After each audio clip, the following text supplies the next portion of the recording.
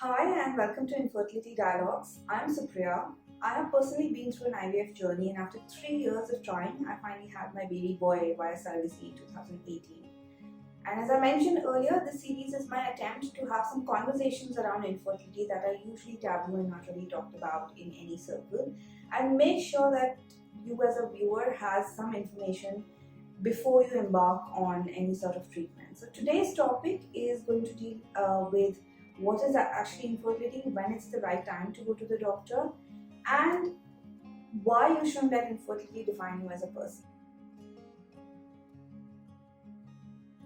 The first thing is, medically they say that if you've been trying to have a baby for 6 months to a year and without success, then it's the right time to go take a medical opinion. Often that doesn't mean you're infertile. It could only mean that you need a few supplements, or maybe you need to make a few tweaks to your diet, or maybe you need to change your lifestyle a little bit, because today we deal with so much stress on a daily basis. Our lifestyle has considerably changed. There's a lot less exercise, and our eating habits are not the best in most of the cases, right? So infertility might not be the main issue, but conceiving a baby requires a lot of effort. So going to the doctor is going to put you on the right path. Basically, you need a deep dive into the intensive treatments like IVF, but maybe a little bit, couple of tweaks to your diet, maybe a little bit of weight loss, maybe the right supplements like B12 or vitamin D could really make a baby happen for you, right? So that's the first step. So if you've been actively trying for 6 months to a year but not able to have a baby, go get a checkup done and make sure that you're making the conditions right to bring that baby into this world.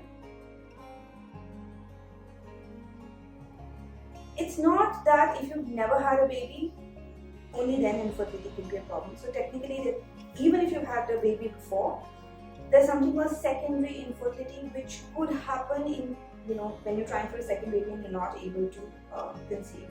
So that's called secondary infertility, and there are various reasons and causes for that also, but I'm not going to go in depth into any of them today. But it's just a caution that just because you've had a baby before doesn't mean that you will be able to have another one. So again, the same condition applies, 6 months per year, otherwise go get a checkup done, because you could be dealing with secondary infertility.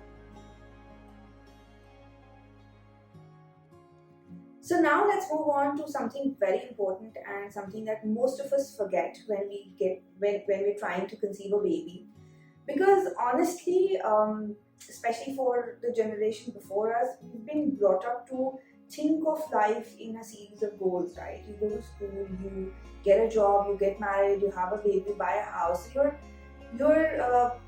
following that path, and all of a sudden, just because you're not able to have a baby, that there's a little bit of speed bump that happens. And that's a very important speed bump, and especially in the Indian context, because everybody, your friends, your family, your distant relatives, everybody is sort of asking you or expecting you to have a baby, because that's something that defines you. And parenting is one of the bigger goals in our society, right? And when everybody around you, all your friends or your peers are having and raising babies and you're not able to do that, it could really feel terrible. It could feel like, what is wrong with us? Why are we not able to have a baby? And for the woman, it's more so, because in today's context, it's still the duty of the woman, or it's something that completes a woman only if she has a baby. So I would rather look at the series as a couples thing, because this whole journey is for two people together. But I would also take a few deviations and really talk about women in general, because it's very easy to sort of let this whole thing become about creating a baby, and you lose track of who you are, what are your preferences as a person, and what are you as a person, and you lose yourself in this whole quest. The whole making love piece becomes just about making a baby, and that's not something you really want. So one of the key things that we're going to focus on and we're going to look through as we talk through this entire series on from the physical, emotional side as well, is don't lose yourself in this quest to have a baby.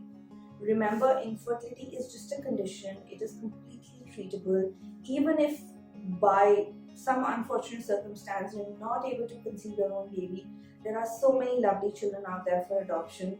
So if your dearest wish is to be a parent, that is going to happen. So don't worry about that.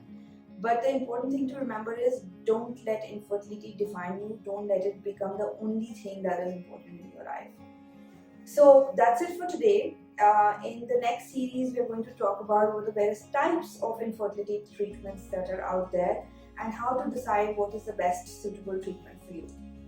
So make sure you don't miss out on any of the videos in the series. Subscribe to our channel. The link is in the description below. Thank you for listening, and I will see you next time.